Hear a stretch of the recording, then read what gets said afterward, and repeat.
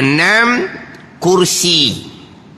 Kursi ni sebelah bawah, di sebelah hadapan arasy, dikekalkan oleh Allah Subhanahu wa ta'ala. Dikekalkan oleh Allah Subhanahu wa ta'ala. Oleh kerana arasy ni makhluk yang paling besar, kemudian dalam ayat Al-Quran 7 kali diulangi Allah Ta'ala istiwa atas arasy. Lepas tu sesuai dengan arah besar, maka golongan terpesong, Allah duduk atas arah lah, sebab arah tu besar. Padang arah Allah nak duduk bumi, bumi kecil. Arah besar. Jadi dia Allah Ta'ala besar macam arah juga berkali. Arah ni memang besar. Sebab dia jisim, dia berbentuk, boleh kata besar. Dah arah besar, menasabah Allah duduk atas arah. Sebab Allah Ta'ala besar juga. Allah Ta'ala besar juga. Jadi Allah Ta'ala berjisim macam arah. Nak golongan terpesong. Memang dalam Quran 7 kali tu diulangi ayat Allah Ta'ala yang bernama Ar-Rahman tertinggi atas arasy. Tu 7 kali. Istiwa atas arasy. Lepas tu kita balik kepada pembicaraan dalam mukhalafatul hadis. Jalan salahnya macam mana, jalan khalahnya macam mana. Golongan terpesong, Allah duduk atas arasy. Sebab arah ni besar, sesuai Allah Ta'ala duduk. Duduk bumi, bumi kecil. Jadi bumi ni kecil, arah ni besar, Allah besar juga. Ni hak golongan terpesong. Dan Luh Mahfuz. Luh Mahfuz. Luh Mahfuz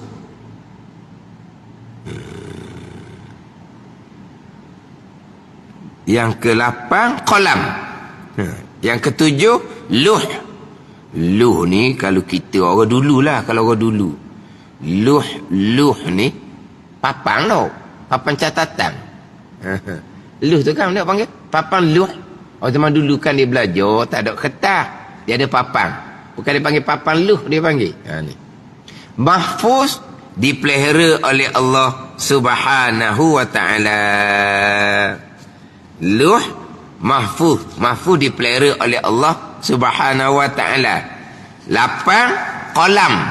Qalam tu sama juga. Jisim yang besar yang dijadikan daripada nur, yang mana Allah Ta'ala memerintahkan qalam mencatat di Luh Mahfuz. Kemudian daripada Luh Mahfuz, malaikat saling pula. Saling daripada Luh Mahfuz pada malam Lailatul Qadri. Kemudian malaikat saling disuruh malaikat untuk malaikat mentadbir alam selama 1 tahun. Disaling ke Baitul Izzah pada malam Lailatul Qadri. Ke dalam suruh malaikat. Malaikat saling daripada Luh Mahfuz. Catatan Luh Mahfuz diperintahkan akan qalam yang mencatat. Ini hak bicara minggu lepas ni. Kita bicara minggu lepas kan bab doa. Doa memberi manfaat. Tapi mustahil sama sekali doa yang baharu dapat merubah qada Allah yang azali, yang qadimah. Mustahil sama sekali. Qada Allah yang azali, yang qadimah ni mana? Hak rukun iman yang ke-6. Itu ketentuan azali. Ketentuan yang azal, yang sedia kala. Mustahil diubah dengan doa yang baharu. Barang qadim nak ubah dengan barang yang baharu, mustahil. Qada azali, iradah ilmu Allah, mubram belaka dah, putuh belaka dah, mustahil berubah sama sekali. Hak tergantung mu'allaq, hak berubah. Ni hak catatan qalam di Luh Mahfuz, catatan malaikat di suhuf malaikat. Hak ni ada yang tergantung, ada yang berubah. Tapi apa yang tergantung berubah adalah apa yang diqadakkan oleh Allah pada azal. Jadi tergantung berubah hanya pada catatan Lauh Mahfuz, tergantung dan berubah hanya pada catatan suhuf malaikah. Tapi di sisi Allah, qada azali tetap berlaku dah, mustahil berubah sama sekali. Tu kena kemah molek. Kau pergi faham yang berubah ni qada azali nu, dak kena Tuhan. Dak kena Tuhan. Qada azali tu iradah ilmu. Yang kita duk sebut dah dokumen keenam ni, Allah Subhanahu wa taala telah menentukan segala-gala perkara pada azal. Allah Subhanahu wa taala telah menentukan segala-gala perkara pada azal. Allah telah menetapkan segala-gala. Nak tergantung di mana? Kalau tergantung, ada qada yang mu'allaq tergantung, dan macam mana dengan tajuk rukun iman yang keenam? Allah telah menentukan, telah menetapkan, telah memutuskan segala-gala perkara pada azal, pada sedia kala. Allah telah menentukan segala-gala, tiba-tiba ada tergantung. Waktu balik awal lah. Ke macam mana rukun iman yang keenam? Allah telah menentukan sebahagian, Allah belum menentukan sebahagian. Ke macam mana? Sebut pandai. Allah telah menentukan segala-gala, tapi tergantung. Gitu. Ini berat ni.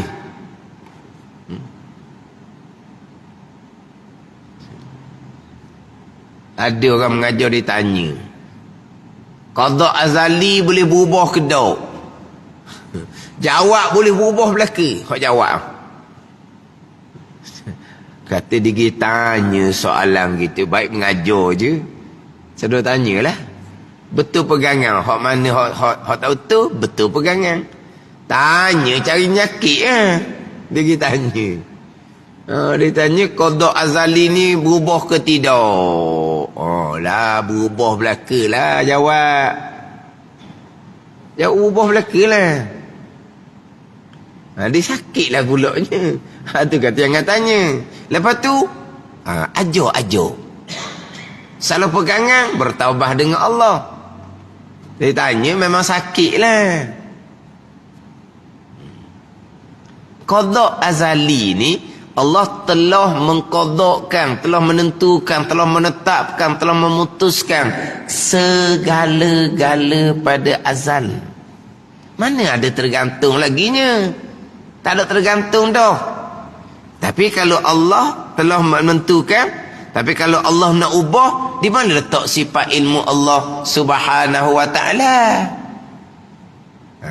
Faham tak ni? Dah hak mu'allaq tergantung berubah, hak tu hak Lauh Mahfuz. Itu hak suhuf malaikah yang dicatat di budak umur 4 bulan. Sebab malaikat catat di budak umur 4 bulan catatan yang ada pada suhuf malaikah yang disalin daripada Lauh Mahfuz. Kalau yang Lauh Mahfuz tu mu'allaq tergantung, malaikat catat di suhuf pun mu'allaq tergantung. Malaikat catat di budak 4 bulan pun mu'allaq tergantunglah juganya. Tapi tergantung hanya pada catatan. Apa yang berlaku, itulah apa yang berlaku. Sekarang ni catatan tu ada yang tergantung. Tapi apa yang berlaku? Apa yang berlaku? Siapa yang melakukan? Siapa yang buat? Allah yang melakukan. Allah yang buat. Itu bahagian kudrah, ta'alluq kudrah. Allah yang melakukan, Allah yang buat. Allah melakukan, Allah buat sebagaimana qada azali. Gitu je lah. Yang melakukan, yang buat ni perbuatan Allah. Allah perbuat sebagaimana qada azali, iradah ilmu Allah. Itu je. Tapi seperti tergantung. Itu sahaja. Semua yang berlaku Allah buat belaka. Kalau bicara kata qalam catat di lauh mahfuz, itu pun dia zahir je. Hakikinya Allah yang buat catatan tu. Malaikat catat di surah malaikat, itu pada zahir je. Hakikinya Allah yang catat. Catat di budak umur 4 bulan, Allah yang catat. Allah Ta'ala belaka. Catat kebaikan dan kejahatan, Allah Ta'ala belaka. Bukan malaikat kiraman katibin tu, malaikat yang dia mencatat kebaikan dan kejahatan, bukan. Tapi disandarkan pada qalam mencatat, malaikat mencatat, itu hanya pada zahir. Semua yang berlaku tetap perbuatan Allah Subhanahu wa ta'ala. Tapi dalam kitab Pati Paridah ni tak bicara ni. Hanya bicara hak tak binasa lauh mahfuz, hak tak binasa qalam. Lepas tu qada yang tercatat di lauh mahfuz tak bicara. Hak bicara mana? Qada azali. Hak tajuk rukun iman yang ke-6. Rukun iman yang ke-6. Hak tu bicara kita Pati Paridah ni. Ni hak rukun yang ke-6 tak selesai. Sifat 20 tak selesai. Dia naik bicara hak lauh mahfuz. Dalam keadaan tidak mengenal Allah Subhanahu wa ta'ala, yang bersifat dengan iradah dan ilmu, yang telah mengqadakkan segala-gala, tidak ada tergantung dan mustahil berubah sama sekali. Sebab siapa yang nak merubah? Allah yang menjadikan, Allah yang buat, Allah menjadikan, Allah yang buat, sebagaimana yang Allah qadakkan pada azal, yang telah putus, yang tidak tergantung, yang mustahil berubah sama sekali.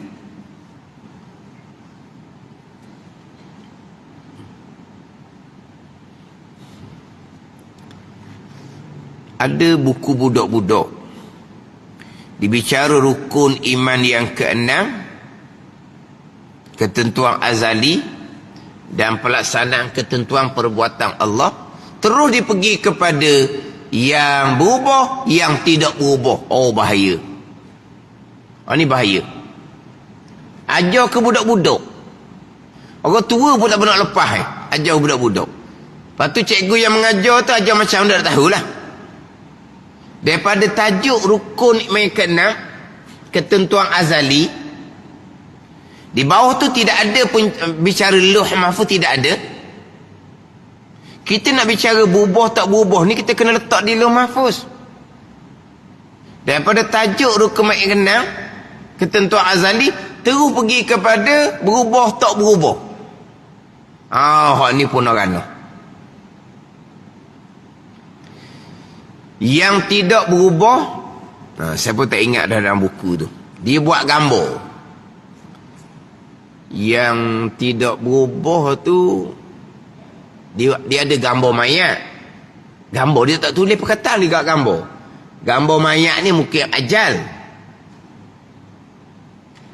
Lepas tu dia buat gambar, tapi saya tak ingat dah mana berubah mana tak berubah. Sebab dia ada gambar mayat, gambar pengantin, mungkin jodoh, gambar padi, mungkin rezeki. Tu gambar apa tadi berubah? Berapa keping gambar? Di bawah tajuk berubah dan tidak berubah. Tapi di bawah tajuk ketentuan azali. Bukan di bawah tajuk lauh mahfuz. Di bawah tajuk ketentuan azali. Ada yang berubah, ada yang tidak berubah. Maka dia datang gambar-gambar tadi tu. Bicara berubah apa semua ni, kena letak di bawah bicara lauh mahfuz, suruh malaikat, helayang malaikat yang salin dari lauh mahfuz. Itu baru bicara hak berubah. Bukan bicara hak ketentuan azali.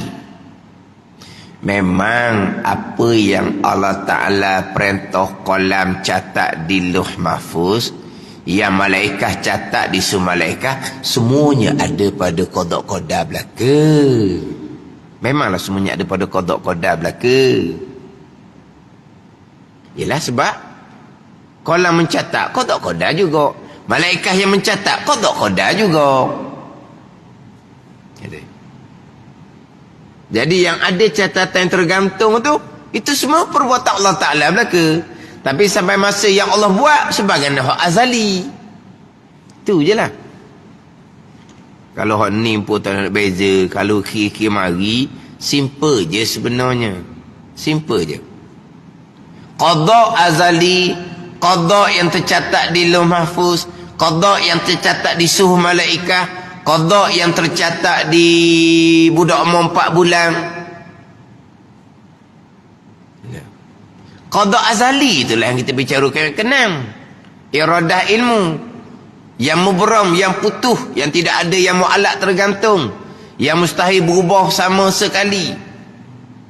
Saya pernah dengar dalam radio 2 kali orang yang sama mu'allaq mubram pun bertukar. Dua kali tu bertukar. Kalau kata tersilap, dua kali tertukar. Mubram yang tergantung, mu'allaq yang berubah. Mubram yang tergantung, mu'allaq yang putus. Nama pun berubah. Nama pun tukar orang nak bicara ni. Mubram tergantung, mu'allaq putus. Yang tidak tergantung, yang tidak berubah. Mu'allaq. Faham tak mu'allaq? Taklik. Tak tahu taklik? Kan orang berkahwin tu kan ada lafaz taklik. Apa taklik? Gantunglah. Kalau begini, tertolak, tercerai. Itu dipanggil taklik. Tergantung. Mu'allaq lah tergantung. Mubram yang tergantung, mu'allaq yang mubram yang tergantung, mu'allaq yang putus. Dia ceramah dalam radio 2 kali. Ni penceramah hebat belaka ni. Lepas tu dibezakan dak hak azali dengan hak Lauh Mahfuz. Dak dirakung sekali. Jadi hak tergantung berubah ni ketentuan azali.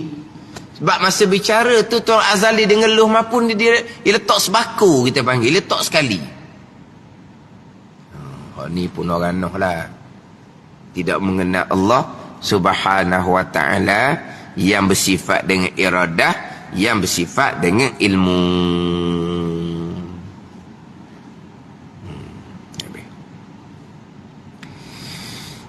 Yang 9.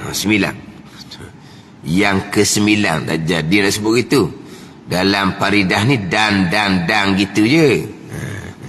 9 syurga, 10 neraka.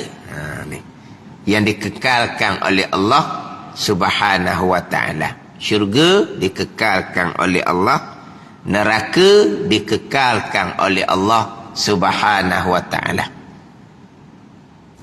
Adapun penghuni syurga neraka dibinasakan terlebih dahulu dengan kiamat.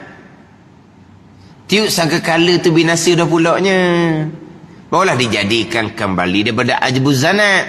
Barulah dikekalkan oleh Allah. Hak ni kiamat pun tak binasa ni. Ada ni. Kiamat pun tak binasa. Adapun ahli syurga, ahli neraka, betul lah akan dikekalkan oleh Allah, tak binasa juga. Tapi dibinasakan oleh Allah terlebih dahulu. Kalau jasad tubuh kita ke awal-awal lah tak adanya. Bukan kata tiup sangkakala yang pertama. Hak ni tiup sangka pertama pun dikekalkan oleh Allah Subhanahu wa ta'ala. Dan hakikat ruh, atau yang pertama yang dikekalkan oleh Allah, tidak mengetahui akan dia melainkan Allah jua. Dibalik semula kepada hak yang pertama. Hakikat ruh, sebenar-benar ruh manusia ni macam mana, tiada mengetahui melainkan Allah Subhanahu wa ta'ala yang mengetahui berkaitan dengan hakikat ruh. Dan malakul maut ialah yang mengawal nyawa, dan wajib beriman bahawa mati itu dengan rentahan Allah, dan mesti tiap yang bernyawa itu mati. Kullu nafsin za'iqatul maut. Wallahu a'lam.